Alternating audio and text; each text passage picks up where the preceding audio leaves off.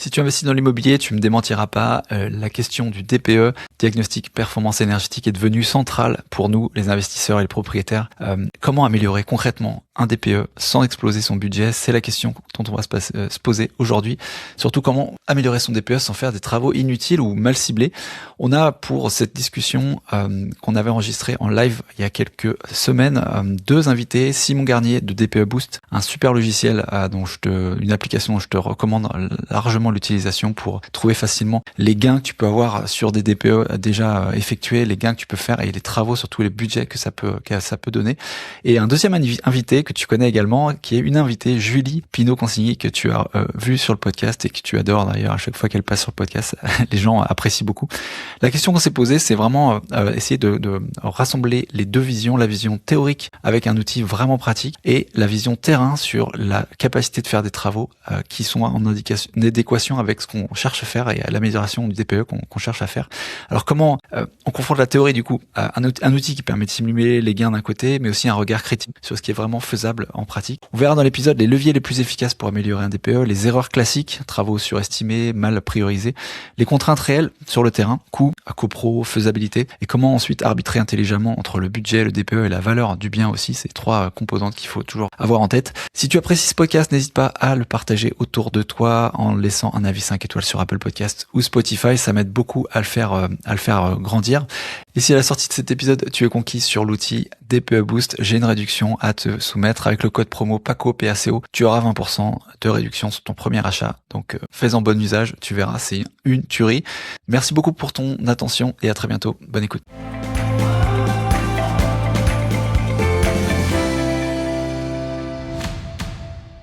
Bonjour à tous. On est en live sur LinkedIn. Je viens de poster sur Insta là, pour ramener un peu plus de monde. Bienvenue à ce live spécial amélioration du DPE. J'ai à ma gauche Simon Garnier de DPE Boost, cofondateur de DPE Boost, qui va nous présenter un peu la solution et puis nous montrer un peu comment on améliore le DPE de projet de rénovation.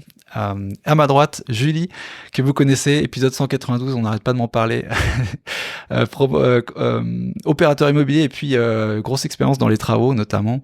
Et donc voilà, si vous voulez savoir tout, surtout sur comment aborder un chantier de rénovation, épisode 192 avec Julie, vous verrez, c'est top. Donc l'idée c'était de présenter, avoir un peu du théorique, un peu du pratique dans la session, présenter un outil que je trouve super, le tester un petit peu en live en fonction des différentes choses que nous on peut voir en tant qu'investisseur autour, et on a des DPE qu'on a réussi à choper, et puis si vous avez des questions comme d'habitude, n'hésitez pas à les mettre dans les commentaires, on les traitera dans tous les cas. Si c'est pas en live tout de suite, ça sera juste à la fin de la session. Voilà un petit peu le programme aujourd'hui. Comment on commence, Simon? Est-ce que tu veux peut-être présenter comment le fonctionne, tu vois, le fonctionnement un peu de la machine derrière? Je pense que c'est un peu ce que les gens aiment bien entendre, savoir d'où on vient, comment ça fonctionne et voilà, et pourquoi c'est utile, quoi. Ouais, ça fait. Et DPE Boost, on va en fait tester tout un tas de toutes les actions quasiment possibles pour améliorer son DPE. Et ensuite, on associe ça à un prix travaux et on essaie de trouver la meilleure combinaison à chaque fois pour arriver à chaque lettre avec les travaux les moins chers. Tout ça est adaptable en fonction de votre logement, de la rénovation que vous avez prévue. Si vous voulez pas isoler tel ou tel mur parce que il y a déjà une cuisine, j'en sais rien, qui est difficile à déplacer, ça coûterait trop cher, ça serait trop embêtant. On peut décider de pas isoler ce mur. Voilà. Il y a pas mal de choses qu'on peut modifier. Mais c'est très adapté aux marchands de biens, par exemple, parce que ça permet quand même d'avoir les solutions les moins chères. Moi, à la base, c'est parti du fait que j'avais des biens en location qui étaient en G. On verra d'ailleurs peut-être un des DPE qui était à la base du projet, parce que j'avais 2 appartements dans des combles aménagés en très, très mauvais G. Et c'était compliqué de les faire passer. Je voulais trouver des solutions. Donc voilà, c'est comme ça que j'ai commencé à chercher ce qui existait pour améliorer son DPE et pouvoir voir sans faire venir un diagnostiqueur, parce que j'avais pas forcément idée exactement de ce que je voulais faire. J'avais très peu de hauteur sous plafond, donc voilà, il y avait pas mal de contraintes qui faisaient que je voulais moi pouvoir modifier les options pour et voir à quelle j'arrivais. Est-ce que tu peux peut-être nous dire un peu comment, juste globalement, comment ça fonctionne en fait, d'où tu tires les infos et pourquoi voilà, c'est fiable et comment ça fonctionne juste. Ouais, bah nous on tire les infos du DPE initial, donc ça c'est un peu un prérequis. On part du coup il faut qu'un diagnostiqueur soit passé forcément dans l'appartement un moment pour qu'on ait les infos initiales du bien, et on récupère ensuite à l'ADEME, qui est l'endroit où sont stockés les DPE, toutes les informations, et c'est à partir de ces informations-là qu'on fait nos calculs. Donc, il faut forcément que les informations de base soient correctes au moins à peu près, ou alors sinon si c'est le même diagnostiqueur qui repasse et qui re-rentre les mêmes informations, on aura quand même le même résultat. Il aura juste à modifier les changements qu'on a fait, quoi. Donc voilà, bon, la plupart des DPE sont fiables hein, quand même. Donc voilà. Tu veux nous montrer peut-être enfin sur la base de un exemple peut-être avec ton interface, Ouais, je vais partager l'écran, ce sera ouais. peut-être plus direct. Je peux montrer ça, c'est un DPE que j'avais choisi avant parce qu'il est assez intéressant, qu'un client utilisait. Donc je vais créer une étude. Là, j'ai directement le numéro DPE, mais je pourrais chercher par adresse, on pourra peut-être le voir plus tard.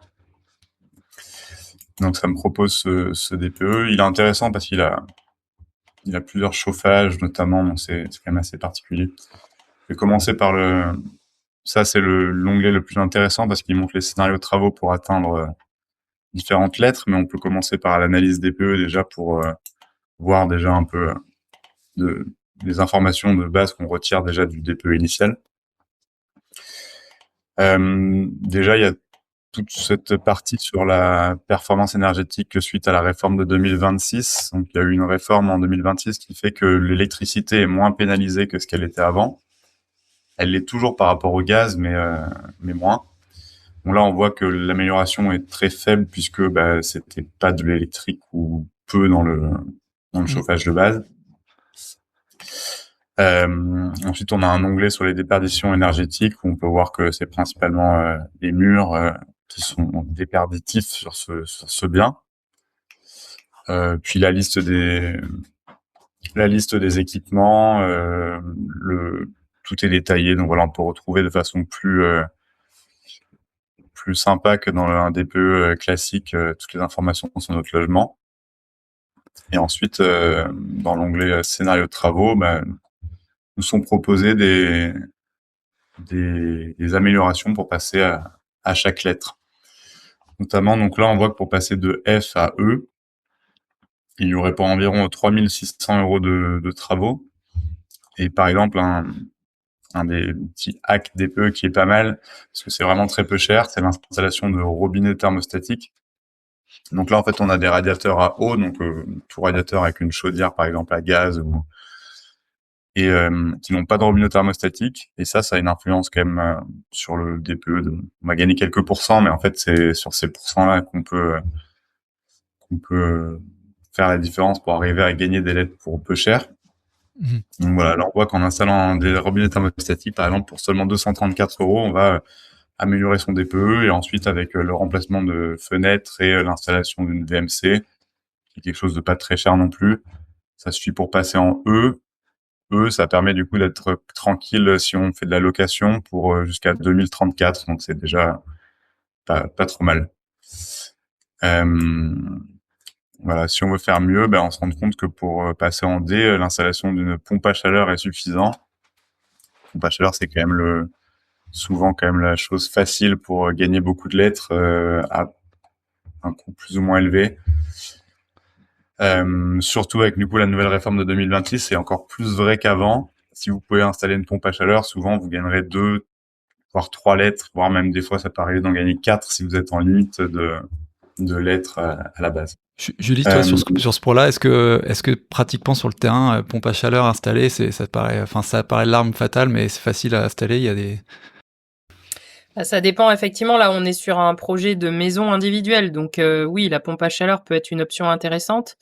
Peut-être que il faut prendre un petit peu avec des pincettes quand même l'aspect coût, parce que selon la typologie de l'installation de chauffage existante, S'il faut garder les anciens radiateurs, déplacer les anciens radiateurs, si on doit faire en plus une isolation par l'intérieur, parce que là, les murs étaient très déperditifs aussi, bah, il faut déplacer les radiateurs, du coup, changer le système qui amène l'eau jusqu'au radiateur. Il faut complètement avancer tout le système en entier qui, jusque-là, était peut-être très proche des murs existants intérieurs.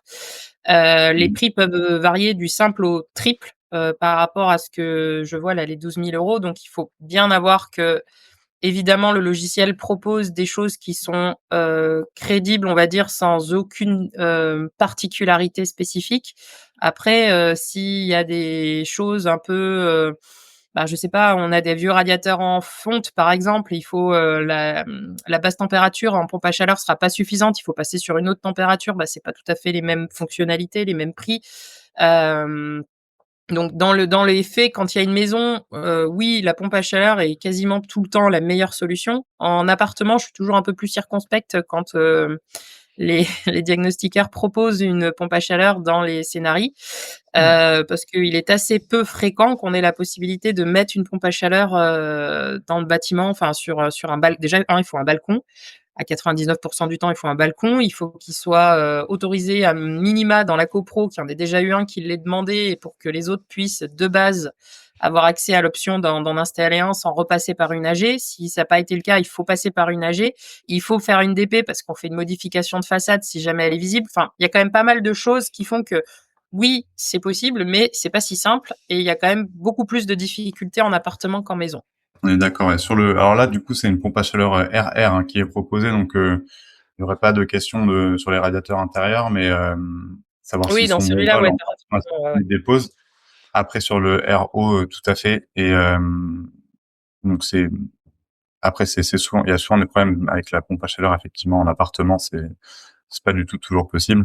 C'est pour ça qu'on permet, du coup, notamment dans les options avancées, de ne pas mettre la pompe à chaleur. Donc, de base, voilà.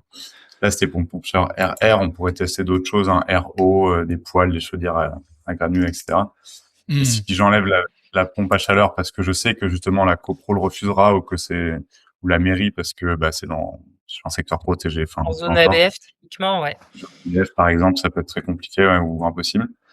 Euh, donc là, j'ai relancé mes calculs et je vois que bah, du coup j'ai un scénario beaucoup plus long qui va être plus coûteux parce que c'est pas le scénario le plus efficace pour arriver à la lettre D, mais il y a plus de pompe à chaleur. Ouais, mais tu as le Euh, chauffe-eau thermodynamique. il y a le chauffe-eau thermodynamique. Alors après, il faut voir. Alors, c'est parce que là, c'est une maison. Nous, de base, dans les appartements de moyenne et petite surface, on ne le propose pas. Mmh. C'est quand même, ça dépend. C'est quand même possible.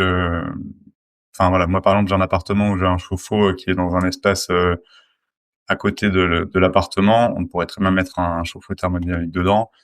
Après, voilà, ça peut être possible si l'appartement est pas trop petit, en faisant un chauffe-eau sur un chauffe-eau thermodynamique sur air extrait. Voilà, il faut voir, il y a des contraintes, hein, mais là, dans une cas d'une maison, c'est faisable en tout cas. Dans une maison, c'est top et moi, j'ai pu jouer avec ton outil et franchement, je trouve qu'il est génial de pouvoir spécifier les contraintes techniques qu'on a réellement sur le bien. Je trouve ça exceptionnel, quoi. Bah ouais, c'est le but. Alors après, quand on commence à enlever pompe à chaleur et thermodynamique, on a moins d'options qui sont selon la. Des fois, il y a quand même des appartements selon si on a beaucoup de façades qui sont exposées ou non. On va avoir plus ou moins de scénarios. Et on pourra peut-être pas atteindre toutes les lettres en enlevant ensuite pompe à chaleur et thermodynamique, mais voilà, il faut essayer. Il faut essayer avec du coup les options avancées, voir ce qu'il est possible de faire. Après, on a quand même un petit sur l'aspect coût induit dont tu parlais tout à l'heure, c'est vraiment vrai. Bon, là, il y en avait pas parce qu'il y avait que la pompe à chaleur qui était enlevée, qui était proposée. Donc, effectivement, si on a pompe à chaleur plus isolation des murs, on va avoir des coûts induits, et notamment, bah, comme tu disais, déplacer les radiateurs, déplacer des prises. C'est quelque chose qu'on pourra encore améliorer, mais on a quand même un devis détaillé qui va quand même un peu récapituler tout ça. Ça, c'est un devis Voilà. que vous avez avec tous les, enfin, sur une base de quoi? Comment vous trouvez ces devis-là? C'est avec des artisans partenaires que vous avez Alors ou? non, là, c'est le devis c'est un devis détaillé, enfin hypothétique qu'on fait à partir de nous, une sorte de devis qu'on sort. Ensuite, on a ce devis-là qui pourrait être un vrai devis auprès qu'un artisan fait, quoi. Avec du coup, c'est quand même bien pour pouvoir le montrer à un artisan, parce qu'on voit vraiment tout ce que ça implique. Et bon, plus on est précis avec les artisans, mieux c'est déjà pour comparer les devis, etc. Mais voilà, nous on a ce détail dans cette partie. On a aussi une autre chose intéressante, c'est qu'on a la surface perdue, ce qui peut aussi être vraiment intéressant, parce que si on est dans des endroits où le prix au mètre carré est important, on va plus ou moins favoriser des types des gestes qui ne perdent pas trop de surface. Bon, c'est quand même souvent bien d'isoler les murs qui sont déperditifs et donnant sur l'extérieur, mais voilà, là on se rend compte que par exemple cette maison là, avec ce qui est proposé, on perd quand même 5 mètres carrés. Donc voilà, si on a un endroit où c'est à 5 000 € du mètre, on perd 25 000 €, quoi. Donc peut-être que par exemple dans les options avancées, on pourrait dans le type d'isolant choisir un isolant plus efficace que la laine de verre, comme du polyuréthane. Voilà, et puis réduire un peu la surface d'isolation en mettant que de 40 mm. Et voilà, on voit qu'on est toujours bon en D. Ça a changé quelque chose dans le scénario, je sais plus trop quoi. Ce qu'il y On a avait 2000 avant. € de plus, je crois, ouais. Alors on est un peu plus cher, ouais, parce que voilà. Et là on voit que la surface perdue maintenant on n'est plus qu'à 1,50 m, donc ça peut vraiment valoir le coup de prendre un isolant un peu plus cher, qui a un meilleur lambda, enfin un meilleur R pour une meilleure résistance thermique pour perdre moins de surface. Tu mets les extra minces dans les options ou pas aujourd'hui? Non, on met pas les extra minces, mais on permet quand même de choisir soi-même son lambda. D'accord. Donc, Donc on le voilà, force mécaniquement, quoi. ouais, tu peux forcer le lambda et mettre le lambda, voilà, et ensuite changer la taille de l'épaisseur, et ça arrivera à la même chose. Ok. Non, je connais pas très bien pour le coup. Enfin, j'en ai déjà entendu parler, mais je sais que ça peut être intéressant, mais je sais pas à quel point c'est. Je sais Quand qu'il y j'avais a regardé. quelques années, ils les acceptaient pas, les diagnostiqueurs. Et nous, on a pas mal de marchands qui aujourd'hui ne mettent plus que ça. Benjamin Bolla, Paco, tu vois qui c'est, je crois qu'ils jurent que par ça sur la région parisienne, notamment parce que effectivement, on a la problématique du prix mètre carré perdu qui fait que le coût de la rénovation énergétique se compte aussi en centimètres / mètre carré perdu. Et que ça compte tout autant que le devis de réno que tu fais en tant que tel. Donc, même si effectivement ils sont un peu plus chers et il faut être posé de façon extrêmement carrée, encore plus que la laine de verre ou que le polyuréthane, par exemple. Ouais, le problème, c'est que ouais, quand j'avais regardé, c'était pas forcément certifié, parce qu'il y a des certifications pour les Ouais. et A ça coûte priori, cher. ils l'ont obtenu il y a pas si longtemps que ça. Donc, à voir Ok. si ça vaut le coup de le ranger dans tes options. Ouais, bah carrément, ce sera une bonne chose à ajouter. Après, le diagnostiqueur, lui, s'il a une facture où il y a un R qui est marqué ou un lambda, il acceptera, c'est sûr. Faut juste Justement, tant que c'était pas certifié, ça s'était refusé, ouais. même s'il y avait tout ça. C'est le cas aussi sur certains isolants naturels moins polluants, parce qu'en fait, c'est cher les certifications. Donc, Ouais. bah, il y a pas derrière des lobbies, enfin, ou des industriels qui ont l'argent pour faire les tests pour avoir les résistances Tout à thermiques. fait. Mais ouais, je pourrais ajouter ça effectivement. Ce serait une Parce que bonne ce qui est chose. top aussi de penser, c'est qu'il y a l'aspect, enfin surtout quand on rénove pour soi, encore plus que quand on rénove, j'ai envie de dire pour pour du locatif, même si dans les faits ça devrait être un souci pour tout le monde, mais quand on rénove, on pense tout le temps froid hiver pour l'isolation. Et en fait, je Mhm. pense que déjà maintenant et les années suivantes, ça va aussi être beaucoup de se protéger de la chaleur. Et typiquement, le polyuréthane, c'est une catastrophe. Il y a aucun déphasage, donc ça n'a aucun impact sur l'isolation pour lutter contre la chaleur entrante. Le déphasage étant la durée pendant laquelle l'isolant prend la chaleur et la restitue à l'intérieur de la maison. Donc le déphasage le plus grand étant le plus intéressant pour faire en sorte que la chaleur qui tape en plein été à midi soit pas celle que tu récupères à 14h, quoi. Que tu sois encore dans ta zone de déphasage pour que ça arrive la nuit quand il commence à faire beaucoup plus frais la nuit, quoi. Tout à fait. C'est vrai aussi d'ailleurs, même pour la laine de verre, qui a pas un très bon déphasage par rapport à la Tout à laine fait. de bois, notamment, qui a un meilleur déphasage. mais qui va être moins isolante pour la même épaisseur que la C'est laine de ça, verre. Donc, voilà. c'est un calcul de plus à faire, encore plus difficile parce que propre à chacun. Est-ce que je veux plus me protéger contre le chaud que contre le froid? Ouais, Et qui là est vraiment de l'intuitu personnel, plus encore que ce que n'importe quel logiciel peut conseiller, quoi. ouais, ça dépend aussi de la région Aussi, ouais. et on va y venir aussi au DPE parce que là, pour l'instant, il y a juste une petite mention du confort d'été sur le DPE, mais probablement que ça va, à terme, il y aura une note aussi quand même sur le confort d'été sur le DPE. En tout cas, c'est une possibilité. Donc, en plus du confort déjà de ses locataires ou de soi-même, il y aura aussi, enfin, voilà, c'est intéressant d'y penser aussi pour ça, je pense. Mmh. Pour Il y a des trucs anticiper, d'ailleurs ouais. quand tu réalises toi cette solution, Simon, il y a des trucs d'ailleurs que tu ajustes en fonction des différences, des réglementations qui changent, des lois qui changent. Bon, il y a eu le fameux changement là au début de cette année sur tout électrique, mais au cours de l'année, vous avez des changements, des adaptations à faire ou c'est pas? Non, mais en fait, il y a assez peu de changements, hein. Il y a eu les petites surfaces en 2024. Mmh.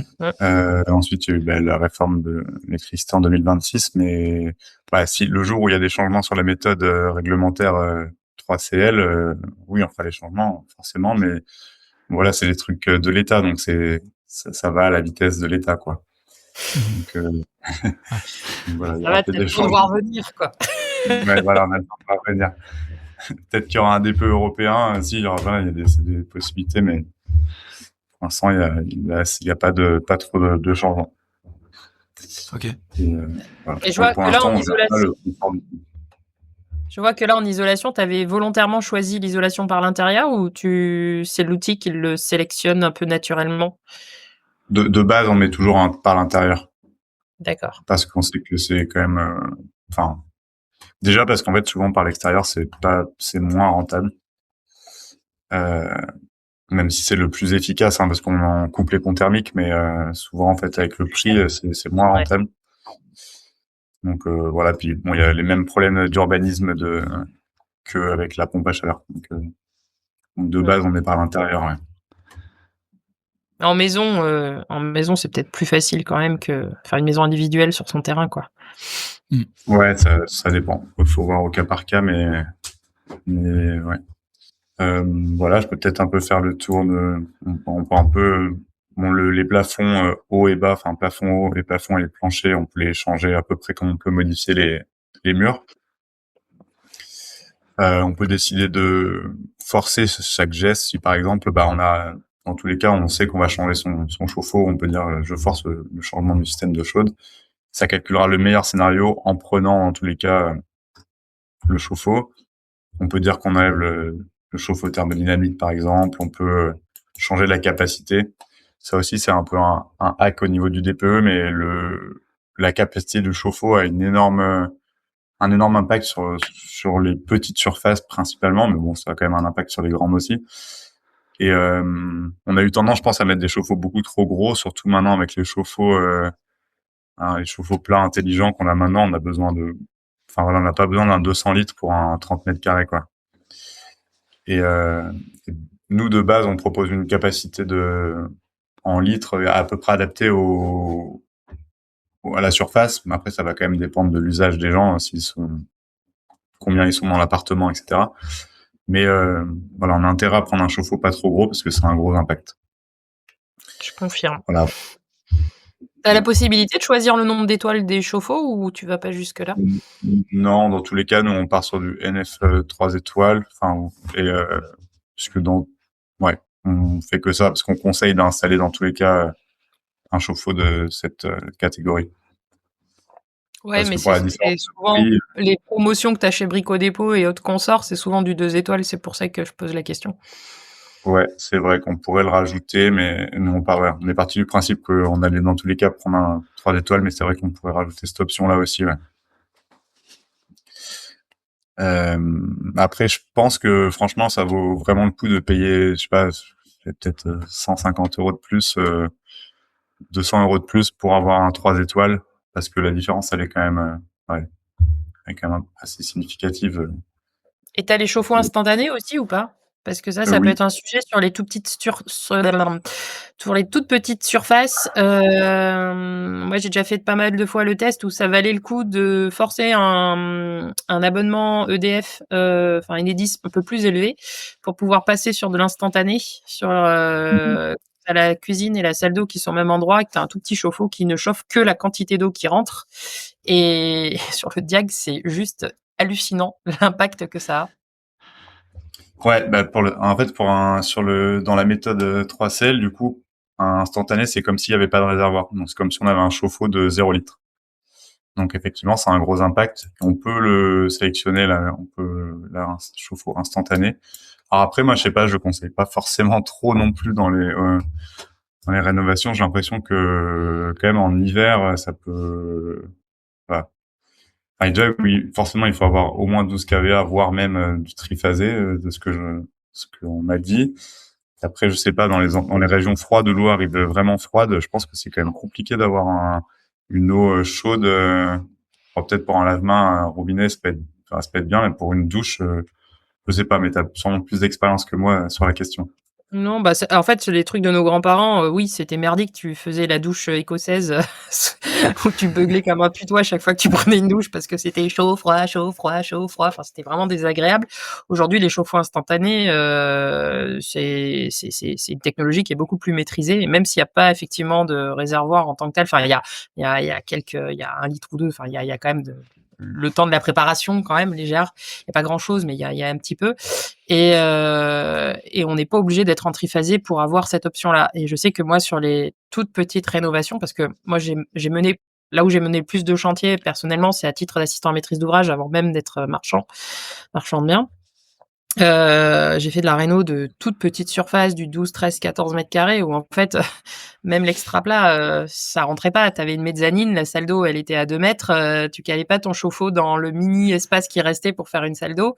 Donc en fait, ta seule option, c'était le chauffe-eau instantané, sous l'évier, dans le dans la Mm. sous le robinet quoi et que c'était ça qui délivrait toute la chaleur de la cu et franchement, j'ai pu discuter avec des propriétaires qui s'étaient installés après dans les apparts.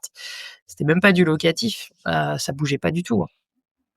Ok. Et le débit était quand même bon, même en hiver. Le débit était très correct, ouais. Ok. En Bon, fait, bah, ton débit, ouais. il était davantage, managé par le débit qui t'arrivait de base de toute façon au robinet d'eau que parce qu'on peut avoir des problématiques de débit, sur certains étages élevés en centre-ville, parce que les colonnes sont enfin, il y a beaucoup d'aménagements de greniers et en fait, quand tu arrives un peu au bout, bah, l'eau, elle est Mhm. elle est de plus en plus faiblarde, on va dire, en termes de pression quand elle monte. Mais ça changeait pas vraiment le débit. C'était vraiment le débit d'origine était respecté. Ok. Parce que moi, ce qu'on avait fait comme retour, c'est que en hiver, du coup, vu que l'eau arrivait trop froide, soit bah, il y en a qui continuent le même débit, mais du coup l'eau est pas assez chaude, soit le débit a ralenti pour garder la température de l'eau chaude. Mais Tu peut-être une légère baisse, mais pas de là à ce que ça soit, dérangeant pour prendre une douche, quoi. Ok. Et surtout si tu passes après, tu couples ça, alors là, c'est plus pour une histoire de confort, mais avec un pommeau de douche avec de la micro gouttelette, tu sais, de la diffusion. En fait, Mhm. en ressenti, tu as pas du tout une baisse de débit parce que techniquement, comme c'est des douchettes qui sont faites pour baisser la quantité d'eau que tu utilises, ça c'est juste pour baisser ta consommation, personnelle, bah, en fait, il leur en faut moins pour pouvoir, projeter et du coup en sensation, tu cumules le meilleur des 2 mondes, quoi.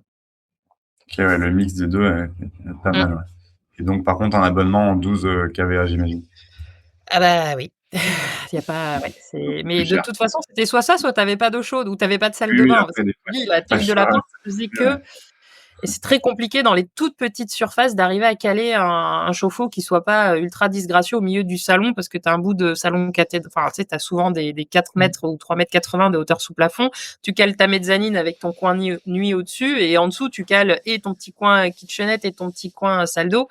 Bah, si tu veux pas ton cumulus au milieu de ta zone où tu as ta grande fenêtre qui t'éclaire, bah, tu pas trop le choix parce qu'il y a pas la place, différemment, quoi. Mmh. C'est une option. Après, c'est rare, hein, on fait pas tout le temps des rénovations de ce type-là et souvent, c'est tellement compliqué de rénover ces petites surfaces qu'il vaut mieux passer par un archi qui va dessiner des plans au centimètre carré de toutes les façons, quoi. Mmh mh. Ok. Bon, en tout Quand, cas, c'est quand tu mets, testable aussi dans notre outil. Quand tu mets ici changement, tu sais, forcer le changement des fenêtres, forcer la VMC, qu'est-ce que ça veut dire exactement? C'est en gros, c'est l'utilisateur se dit, bah, moi je voudrais améliorer mon DPE, mais je voudrais pas changer les fenêtres, ou à contrario, je voudrais absolument changer les fenêtres et on me l'a pas conseillé. C'est quoi l'idée derrière le forçage? En fait, il y a les deux possibilités. Soit je veux pas du tout changer mes fenêtres, donc j'enlève l'autorisation de changer les fenêtres parce que bon, elles sont double nous on peut le proposer parfois alors que c'est déjà du double vitrage parce qu'en fait si on a du vieux double vitrage, bah c'est pas forcément, surtout si la qualité d'isolation a pas été renseignée directement, que c'est juste une année de pause, ça va être un peu une valeur par défaut qui va être un peu pénalisante au niveau du DPE. Donc nous, on a des fenêtres. Enfin, quand on teste le scénario, c'est avec un UW rentré dans une résistance thermique prédéfinie de fenêtres récentes, donc ça peut améliorer. Donc on peut décider, donc on peut le proposer, mais l'utilisateur peut ne pas vouloir changer, donc il peut déjà dire je ne veux pas autoriser le changement des fenêtres. Et dans ce cas-là, le moteur sortira que des scénarios sans changement de fenêtre. Et après, il y a une deuxième possibilité, c'est de le forcer le changement de fenêtre, parce que je suis sûr que parce que par exemple, dans le sens inverse, des fois on a du simple vitrage, mais en fait le double vitrage, notamment si on est sur des façades qui sont exposées à plein sud, et dans le sud d'autant plus, en fait, parfois même changer de double vitrage, ça fait quasiment rien gagner en passant du simple vitrage au double vitrage. Donc nous, on va pas le proposer de base dans le scénario, mais l'utilisateur veut peut-être quand même le changer parce que voilà, il veut changer toutes ses fenêtres. Enfin, il peut y avoir pas mal de raisons de le faire quand même, malgré que ça soit pas le plus efficace au niveau du DPE. Et donc là, je peux dire que je force le changement de fenêtre. Et dans ce cas, le moteur testera des scénarios où dans tous les cas, il y aura le changement de fenêtre. Il sera pris en compte quand même dans l'amélioration pour trouver le meilleur scénario, mais ça sera forcément dans le scénario final. Est-ce que tu as la possibilité de ne forcer que telle fenêtre, genre les chiottes et la salle de bain qui sont souvent en simple vitrage, qui sont restées telles quelles? On le fait pour les murs. Je peux montrer vite fait. Donc voilà, j'ai tous les murs parce que les murs ça a quand même beaucoup plus d'impact. Enfin, c'est vrai que les fenêtres on le fait un peu moins souvent, mais voilà, c'est les choses qu'on fera probablement prochainement, le fait de pouvoir voilà, si je veux désectionner des murs, je peux le faire. Mais les fenêtres aujourd'hui, non, on est obligé de toutes les changer.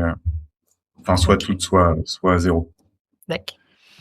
D'ailleurs, en fait, j'ai l'impression que vous répliquez aussi par rapport au rapport DPE. Là, il y avait toutes les fenêtres parce que dans le rapport DPE, ils mentionnent, tous les murs parce que dans le rapport DPE, ils mentionnent tous les murs. Je sais pas s'ils font toutes les fenêtres aussi, donc du coup, vous êtes calé par rapport à eux et c'est pour ça que vous l'avez pas non plus cette option. Si, t'as toutes les fenêtres. Ils te mettent les tailles de vitrage de chaque fenêtre.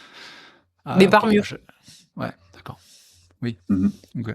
Enfin, c'est inclus. Je suis pas sûr qu'ils séparent. C'est-à-dire que dans le mur nord, t'as X mètres carrés de mur et t'as X mètres carrés de vitrage. Ouais. Exactement. Mais genre, je suis pas sûr que dans le DPE, tu puisses dire j'isole X mètres carrés de mur nord, mais je ne touche pas aux fenêtres du mur nord. Mais par contre, je n'isole pas le mur sud et je change les fenêtres du mur sud. Ça, tu vois, dans le DPE, ils le visualisent pas comme ça, quoi. Ouais, c'est clair. À nous, c'est possible à part les fenêtres. Ouais. Et voilà, pour finir un peu les options avancées, il reste les portes qui marchent comme les fenêtres, et puis la VMC où on peut, pareil, la forcer, l'autoriser ou forcer. Et ensuite, on peut dire qu'on veut pas de double flux. Tester seulement la simple flux parce que double flux, ça peut être un peu complexe. Même si, ce que je suis en train d'essayer dans un appartement que je rénove, il y a une solution française qui s'appelle Prana. On n'est pas affilié avec eux, hein, mais et je vais installer ça dans un appartement. C'est une double flux en fait où il y a seulement un carottage du mur et on va tout se passe juste en fait à l'endroit où est l'appareil, quoi. Donc en général, selon la taille de l'appartement, il peut falloir en installer plusieurs. Mais en tout cas, c'est une solution économique pour installer une double flux. Parce que moi j'en ai pour 1 000 € pour un appart, du coup c'est 1 000 € pour un appareil en gros, donc si l'appart est un peu plus gros, il faudra peut-être payer 2 000 €. Mais la double flux, c'est quelque chose qui améliore énormément le DPE. Et là, la seule contrainte, c'est de faire un carottage dans le mur, donc de 160 mm, donc c'est pas non plus très visible de l'extérieur. Donc voilà, petite chose qui peut être Et je faire reprends un ton hack pour mettre de la climatisation avec le même système. Tu peux tout à fait mettre des clips monoblocs avec 2 trous en 160 sur ta façade, qui passe des fois mieux que d'avoir une unité extérieure et qui permet quand même d'avoir, ouais, les clim officiellement le ouais. chauffage par la pompe à chaleur RR et officieusement d'avoir la climatisation parce que normalement le DPE n'est pas censé dire que tu utilises ta clim pour refroidir. Ce qui est Ouais, c'est tout à complètement, fait possible. fallacieux, mais bon. Ok. Juste à Intéressant voir ça. après ça Ouais. pour la monobloc, ouais, si dans les petites surfaces, peut-être parce que ça fait quand même un peu de bruit.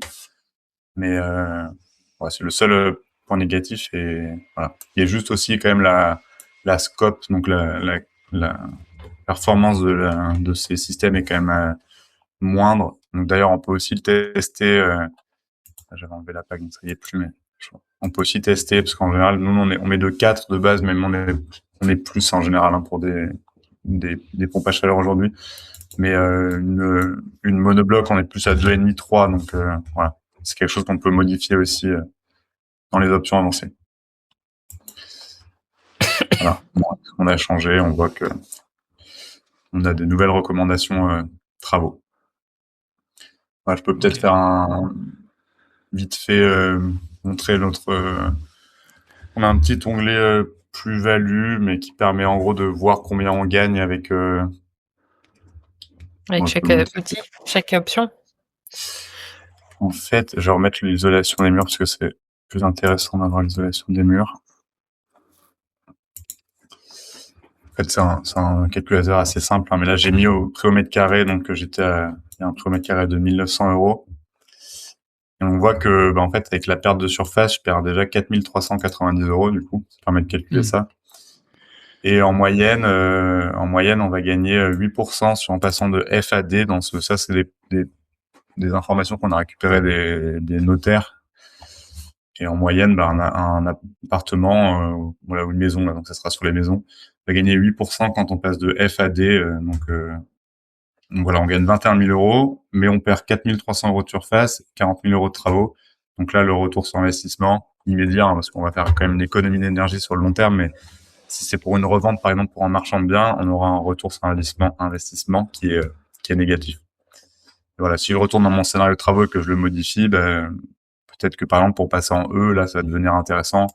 Ou que si je suis sur un endroit où je suis à 3 500 € du mètre carré, on est toujours un peu négatif, mais à 4 500, on arrive à la limite, quoi. Donc, faut quand même que ça soit cher du mètre carré pour que ça soit rentable, là, de faire les travaux. Après, tu me dis, Julie, mais il y a des fois, moi en tant que marchand, en fait, c'est simplement passer de F à D, c'est pas une question vraiment de prix, de gain, c'est vraiment une question de est-ce que j'arrive à vendre, quoi. F, ça se vend pas et donc ça vaudra le Exactement coup quand ça. même. Ou alors, nous, on achète du F parce qu'on sait qu'on va le rénover de toutes les façons, donc on l'achète à un prix mètre carré très bas par rapport au marché et on inclut les travaux. Après, il y a autre chose aussi qui est un peu tordu, enfin pas tordu, mais je trouve c'est là où j'aime pas trop les ROI qui sont calculés sans vouloir t'offenser, hein, bien sûr, parce que je sais que tu Non, pas de travailles souci, sur c'est les pas bases de notre données client. qui sont pas les tiennes, mais sur les bases de données, évidemment qu'en fait, statistiquement, les biens qui sont en F et G sont dans leur jus. Donc en fait, ils sont moches, t'as même pas envie de vivre dedans. Alors qu'un bien qui est en B, en C, voire même en D, souvent, c'est soit un bien à partir des années 2000, soit un bien qui a déjà été rénové et du coup sur lequel il y a souvent eu une action énergétique qui a également été faite. Donc, le fait de dire en moyenne, les biens en FG Oui. sont 8% moins chers que les biens en D ou B.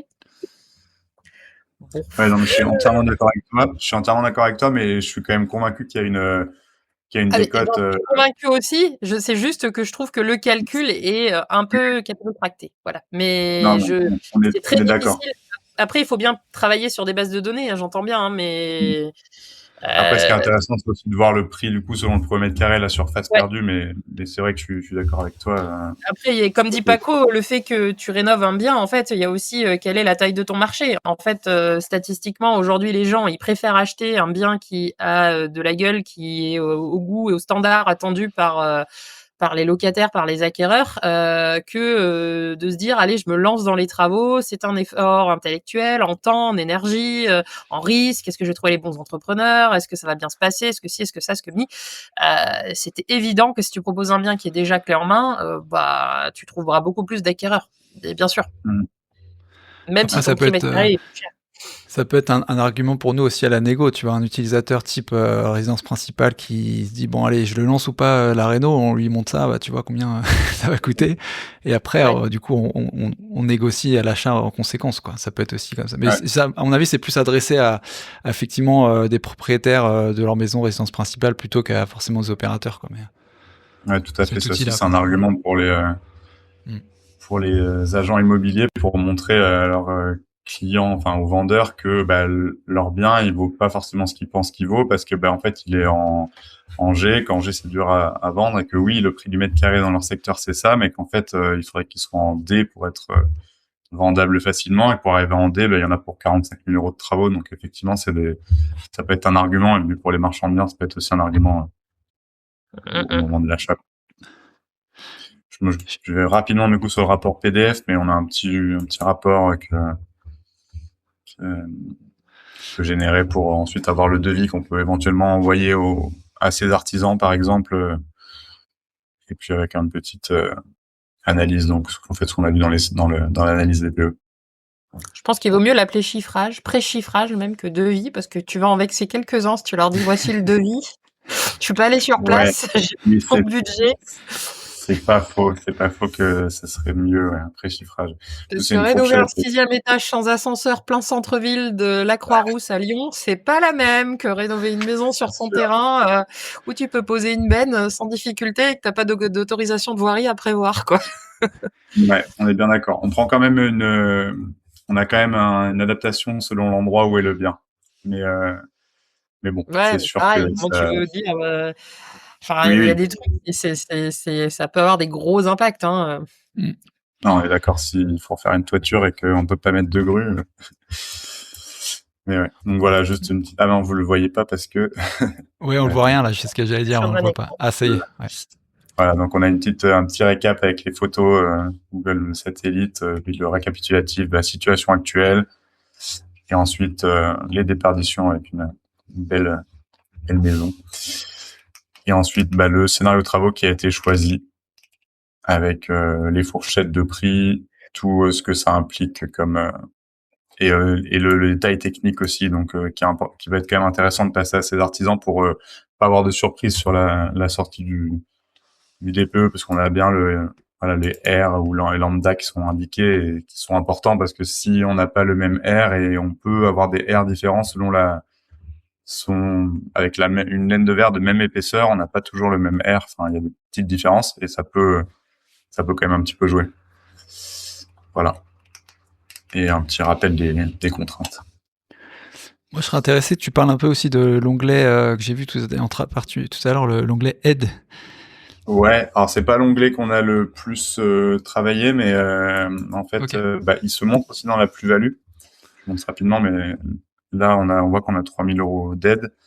Bon, il se trouve qu'en plus, en ce moment, vous avez dû suivre, mais les aides MaPrimeRénov' sont à l'arrêt. Stand-by.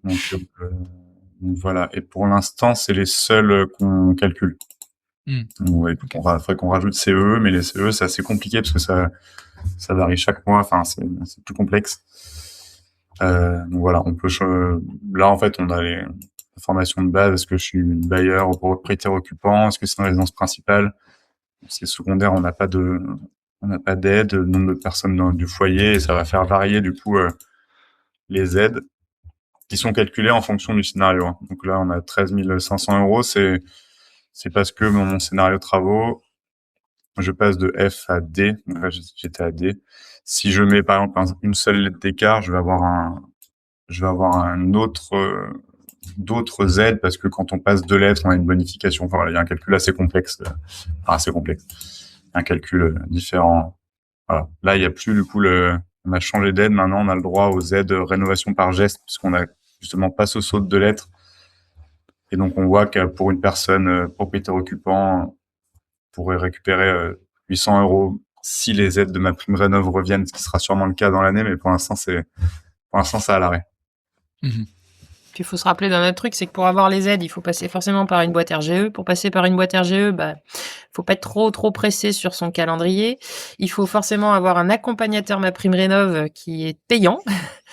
Il faut souvent refaire un audit énergétique quand on est sur des maisons GF, en passoire énergétique. Donc le vendeur doit faire un audit énergétique pour pouvoir mettre sa maison à la vente, pour indiquer à l'acquéreur quels sont les travaux à prévoir pour améliorer le diagnostic. Mais pour pouvoir bénéficier des aides, il faut refournir un audit énergétique.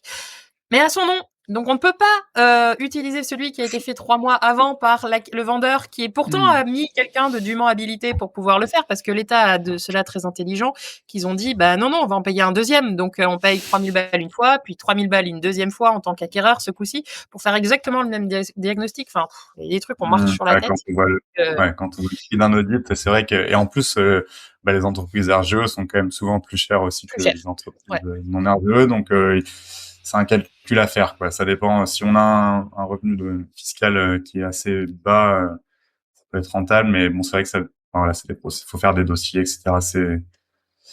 Il y a ça, et il y a en plus le fait que souvent on n'en parle pas forcément, mais techniquement, il faut que tout ça soit validé par MaPrimeRénov' avant de signer les devis. Donc, il faut absolument que ce soit fait en amont. Et en plus de ça, ce sont des aides qui sont rétrocédées une fois que les travaux sont terminés. Donc, ça veut dire qu'il faut quand même financer les travaux et après se faire rembourser. Et il y a beaucoup de gens qui attendent depuis 6 mois, 8 mois, 10 mois, 1 an et demi. Le fait que l'État rembourse l'argent qu'il s'est pourtant engagé à verser au moment de la validation du dossier par mon accompagnateur rénov. Donc moi j'appelle ça une FBI, quoi, une fausse bonne idée. Mes primes rénov, c'est tellement rare. C'était pas le cas il y a quelques années. Franchement, mon frangin, il a fait des travaux d'ampleur sur sa maison. À l'époque, ils avaient pas des gros revenus et il a eu 50 000 balles d'aide sur 80 000 de travaux. Donc dantesque, le prorata était énorme. Mais c'était il y a 5-6 ans. Aujourd'hui, c'est plus du tout la même chose, et quand je vois le peu d'aide qu'il y a à la fin, quand tu additionnes tout et que tu as bien remis dans ton budget le coût pour pouvoir déclencher ces aides, c'est assez rarement en faveur de l'acquéreur, quoi, ou du propriétaire qui veut faire des travaux. Tu parlais de l'audit projeté. Justement, il y a une question. DPE projeté. Voilà, j'ai une question, c'est quoi la différence entre cette solution, le DPE projeté, et puis l'audit énergétique dont on parle aussi tout à l'heure, quoi. Un audit, c'est quand même beaucoup plus complet, et même si c'est pas forcément toujours adapté non plus, mais parce que les vendeurs, comme tu le disais Julie, sont obligés de le faire quand ils ont en monopropriété et qu'ils vendent un bien F ou G. Donc en fait, ils vont vouloir aller au moins cher, parce que eux, dans tous les cas, c'est pas pour eux les futurs travaux. Et puis surtout, donc ça pas forcément adapté à l'acquéreur qui va venir, mais bon, c'est quand même quelque chose de cher et de assez complet, où il y a vraiment l'auditeur va faire quand même des choses en fonction du bien et de sa typologie, etc. C'est un vrai travail. Le DPE projeté, c'est en fait ce qu'on fait. Nous, on a un DPE projeté, hein, c'est juste que on n'a pas de logiciel certifié ADEME, mais on a d'ailleurs pour ça une offre pour ceux qui veulent, pour des dossiers bancaires, avoir un DPE projeté certifié ADEME. On a une offre où on sort un DPE projeté avec le logiciel Liciel, qui est le plus utilisé par les diagnostiqueurs, pour fournir à ses partenaires bancaires. Donc voilà, ça permet de faire un DPE projeté sans avoir à faire venir un diagnostiqueur chez soi. Enfin, il faut qu'il soit venu pour le DPE initial, et nous, du coup, on sort à partir de ce DPE, le DPE projeté final Liciel. Mais on a quand même aussi des clients qui ont juste montré dans leur dossier bancaire, qui ont juste utilisé notre rapport PDF de base, et c'est passé pour avoir comme DPE projeté auprès de leur conseiller bancaire. Parce que de toute façon, le DPE projeté, en fait, contrairement à l'audit, il est pas, je trouve plus mon mot, pardon, mais il est pas opposable. Et il est pas opposable. Voilà. Et il est pas mis sur l'ADEME. Il n'y a pas de numéro ADEME pour un DPE projeté. Donc voilà, en principe, pour l'instant, on n'a pas de retour de clients qui nous ont dit que leur banquier n'avait pas accepté notre rapport PDF, mais c'est vrai. Voilà, c'est Pour avoir fait pas des de... audits, pas projetés, mais des audits tout court. Moi, je les avais fait dans un projet où j'achetais un appart à diviser en 3 lots avec une très basse hauteur sous plafond aussi. À l'époque, j'étais à 2,08. J'allais tomber une partie du plafond pour récupérer les 80 centimètres qu'il y avait entre ce plancher et le faîtage de la toiture. Et en fait, on avait saucissonné le plafond, genre de telle panne à telle panne, j'isole, de telle panne à telle panne, je suis dans ma zone habitable où je suis pas au-delà des 2,20 m, j'ai besoin de cette habitabilité, donc j'isole vraiment avec pas grand-chose. Et au-dessus, je repasse en isolant fort parce que je vais chercher l'optimisation. Et en fait, ça, tu le fais mètre carré par mètre carré quasiment sur la largeur de ton bien, ce qui est techniquement difficilement réalisable avec un outil comme DPE Boost, mais qui peut avoir son intérêt quand tu as besoin d'être ultra spécifique et pointilleux sur, tu vois, j'avais des fenêtres de toit aussi, donc mes fenêtres de toit, j'avais des montants de toit, mais je pouvais pas évidemment isoler parce que, sauf à refaire toute la fenêtre de toit, c'était techniquement impossible. Ou alors je perdais énormément en ouverture de fenêtres. Donc en fait, tout ça avait été calculé pour faire un audit qui du coup lui était certifié, enfin opposable comme tu dis. Et qui fait que mon diagnostiqueur, je lui ai donné l'audit. Quand j'ai fini les travaux, j'ai donné la facture des travaux et en fait, il m'a dit: «Bah oui, tu as fait exactement ce qu'il y avait dedans, donc ta lettre, c'est bien du C, quoi». Ouais. Alors, un cas Donc où ça fonctionne. l'audit était vraiment intéressant. D'ailleurs, Grégory, dans le chat, nous dit même une maison en E doit avoir un audit depuis janvier 2025. Même du E, ouais, il faut. Ouais. Ouais, je suis resté à G et F, pardon. C'est une solution qui fonctionne avec des rapports DPE à partir de quelle année? Parce que je crois il faut qu'il soit un certain format, non, sous DPE Boost. Oui, il faut déjà que ça soit en gros fin 2021, je ne me rappelle plus Ouais, dans ces eaux-là. le moment où a été interdit les DPE basés sur la consommation. Je crois que c'était septembre 21. Donc, et avec les DPE de 2022, on a quand même, ça le dit dans tous les cas dans l'outil Ouais. quand vous le chargez, qu'il manque des informations, mais les DPE de 2022, on a quand même souvent je pense que certains logiciels ont du temps à se mettre à jour. Ça arrive qu'on ait des erreurs d'importation. Mais en principe, bon voilà, faut essayer. On a le retour sur le. Ok. Après, c'est souvent dans le cadre d'une acquisition que tu as des gens qui utilisent ton outil. C'est pas tant que tu es propriétaire depuis X années et tu te dis, allez, je vais me lancer dans la rénovation énergétique. Ouais. Ça peut arriver, mais c'est peut-être moins rare statistiquement, non? Oui, carrément. C'est souvent des gens qui viennent d'acheter, qui veulent savoir comment Donc les améliorer. DPE, ils sont forcément à jour. Légalement, le notaire peut pas accepter un DPE de 2021 ou 2022 pour une revente. Donc Si 2022, tant qu'ils sont près de septembre 2021, ils ont 10 ans de validité. ouais, mais tu as des éléments qui sont à refaire de toutes les façons. Le MRT, il va pas être bon. Souvent, tu refais ton DPE Ah oui, à ce moment-là. de diagnostic, oui. Donc en général, effectivement, le diagnostiqueur va refaire le DPE au passage, j'imagine, mais en soi, on pourrait garder le DPE. Okay. Et après, il y a aussi le fait que il faut que tu aies un numéro ADEME parce que s'il n'y a pas le numéro ADEME, tu peux pas l'utiliser. Oui, ça c'est sûr. Enfin, numéro ADEME. Et il y a eu une période où il y avait un certain nombre de DPE sans numéro ADEME. Ouais. Qui était fait par des diagnostiqueurs qui n'avaient rien à faire à cet endroit-là. Qui étaient des touristes, ouais. C'est clair. Faut le savoir. C'est quoi sinon de tous les utilisateurs et utilisations qui ont utilisé l'outil, c'est quoi les choses peut-être où les gens se trompent le plus sur l'amélioration d'un DPE, Simon, si tu as des... Il y a la VMC qui est, surtout si on met pas une VMC gros B, qui améliore beaucoup moins que ce qu'on pense. Alors après, je dirais pas que c'est une erreur d'installer une VMC parce que surtout si on fait de l'isolation, c'est bien d'avoir un renouvellement de l'air. Pas que c'est pour que son bien vieillisse bien, mais d'un point de vue DPE, la VMC fait pas gagner énormément. Même par rapport à... la Prana 210 là, que tu nous as donné à Ah 1500 bah si, balles parce que euro Merlin. Ouais. ça c'est une double flux, donc ça améliore énormément. Ok. Et bon, une VMC hygrobée, donc on met aussi des bouches hydro-réglables, des entrées d'air hydro-réglables aux fenêtres. Il y a quand même une amélioration, mais par rapport à l'ouverture des fenêtres pour aérer. Mais elle est assez faible en fait, enfin plus faible que ce qu'on pourrait penser. Bah après il y a aussi le fait de changer le gaz, parce qu'en fait le gaz c'est encore favorisé par rapport à l'électricité, puisque même si le ratio a été du coup changé en 2026, bah il y a toujours un ratio favorable pour le gaz par rapport à l'électricité.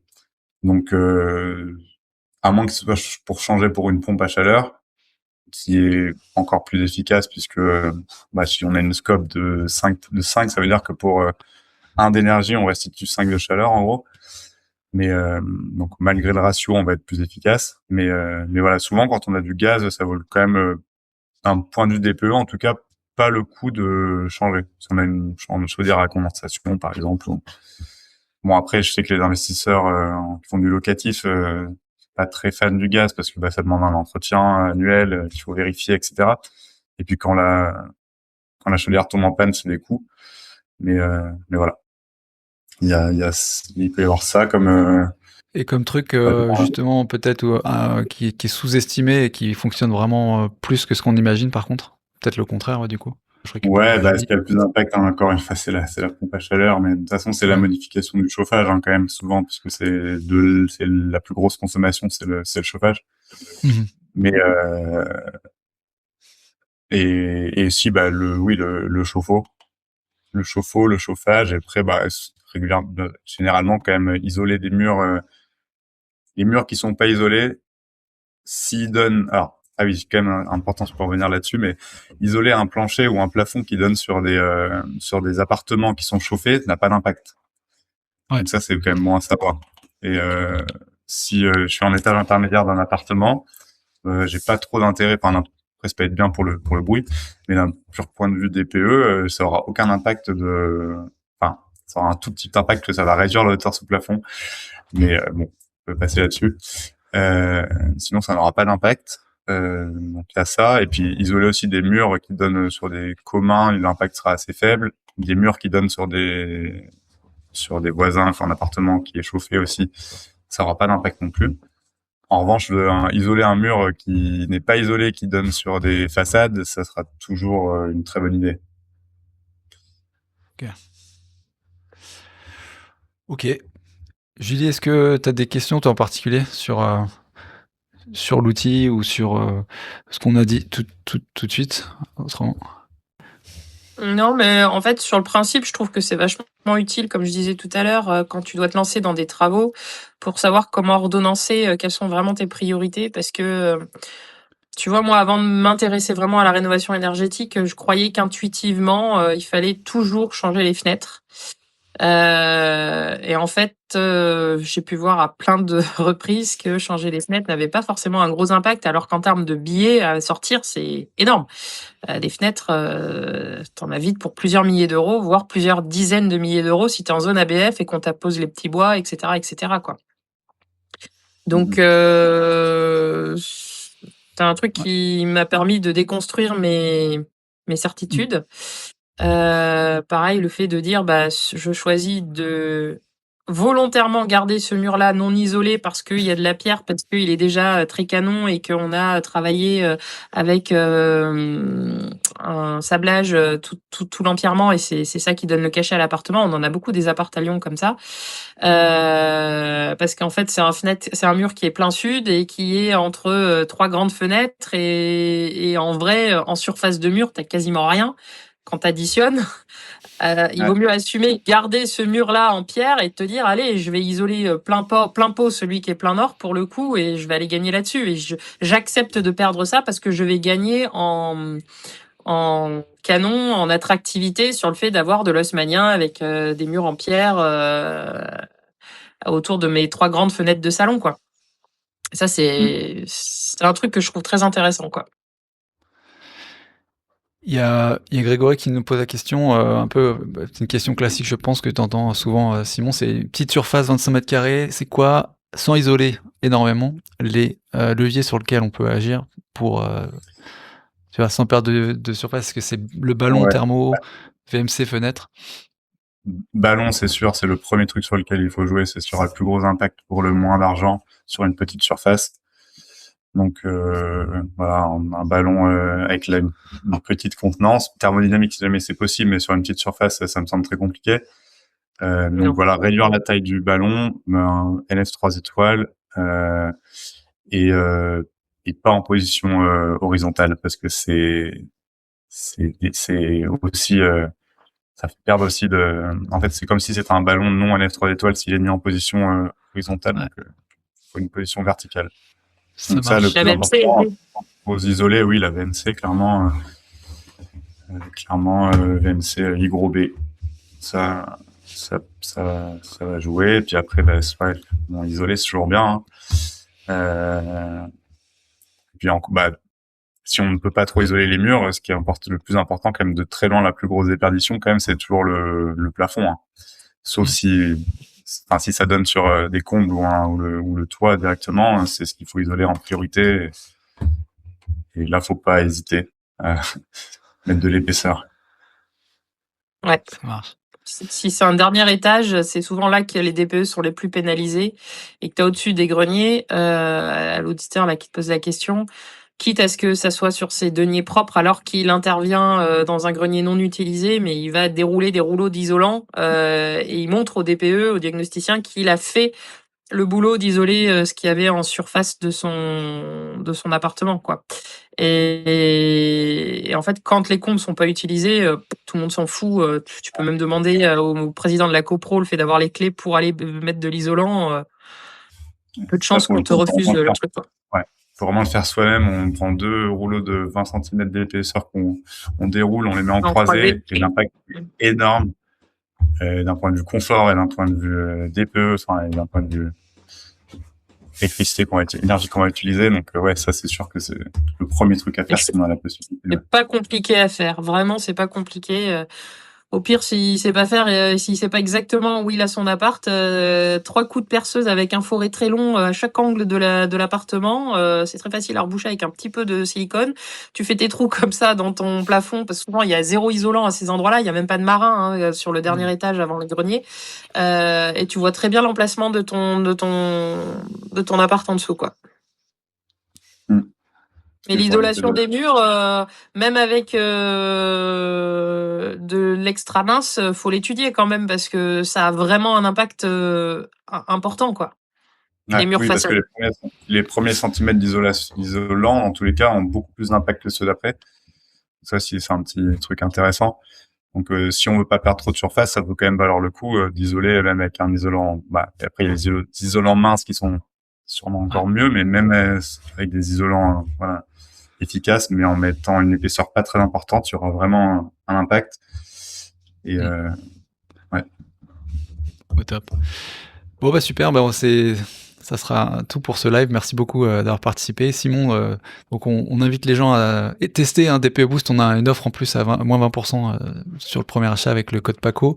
Vraiment essayez, comme vous l'avez entendu, franchement c'est vraiment top sur le marché. Je crois que enfin, j'ai pas connu mieux. Et Julie, est-ce que tu veux nous dire qu'est-ce que tu cherches toi en ce moment? Comme s'il y a des gens qui ont des maisons à vendre, des garages, des granges, des trucs, c'est quoi tes projets, division de bâti, c'est quoi? Moi, je travaille sur Lyon, la périphérie de Lyon, on va dire à 50 km autour, grosso modo. Des projets jusqu'à 1 million, 1,5 million, 2 millions même en association, ça se fait. Idéalement en division. C'est vrai que c'est là où j'ai le plus de valeur ajoutée. J'ai une très bonne capacité de projection, donc même si c'est le bordel, faut pas s'inquiéter. Hein. On a l'habitude en tant que marchand, même si il y a vraiment beaucoup de bazar. La spécificité, c'est que même quand il n'y a pas eu de diagnostic encore, quand on n'a aucune idée du nombre de mètres carrés qu'il y a, etc., bah, je viens et je fais les plans en 3D, mais en direct live avec mon téléphone. Donc, j'utilise le lidar pour ça, ça marche bien. Ça permet de savoir tout de suite où c'est qu'on va. Et je fais des retours en 24 à 48 heures selon le projet par rapport à la faisabilité. Donc, voilà, je dirais la réactivité. Après, ça peut être une division de grandes bâtisses. Le parcellaire, j'aime pas trop en ce moment parce que franchement, les terrains, c'est un peu tanké de partout. On est nombreux à plus vouloir trop en faire actuellement parce que l'État appuie pas assez sur la construction de maisons neuves. Donc, on s'est fait un peu rattraper par la réalité et les acquéreurs qui ont pas leur prêt ou qui ont pas, enfin, qui se positionnent même pas. Et après, ça m'arrive encore de faire des petits projets de temps en temps. Là, tu vois, je fais des achats-reventes sur un seul lot parce que j'ai réussi à bien l'acheter et que je le revends à un prix très accessible aussi. Là, je revends un appart à 2 780 € du mètre carré au cœur de Montchat à Lyon 3. L'acquéreur, il y trouve son compte. Hein. Il veut le faire en résidence principale en aller-retour. C'est hyper intéressant et voilà. Donc voilà un peu ce que je recherche. Ok, bon bah on te contacte sur LinkedIn, je pense qu'on peut trouver avec ton nom comme ça, si les gens veulent ont des choses à faire dessus, c'est cool. Simon, un dernier mot, merci beaucoup. Bah, merci à vous pour le temps, c'était cool de pouvoir présenter le projet, puis la discussion était intéressante. Merci à vous. Bah à bientôt sur la plateforme alors. Merci à tous. Ça va. Salut. Ciao, bye bye. Merci à ciao. tous. Si tu apprécies cet épisode, n'hésite pas à laisser un avis 5 étoiles sur Apple Podcasts ou Spotify, ça nous aide toujours à agrandir et à nous faire connaître. Et n'oublie pas, j'ai un bon de réduction de 20% sur l'outil DPE Boost que tu viens d'entendre avec le code promo PACO, PACO. Donc n'hésite vraiment pas, c'est un code affilié, mais je l'utilise au quotidien cet outil, je trouve vraiment très très très bien. Donc n'hésite pas. Merci à toi, à bientôt, bonne écoute.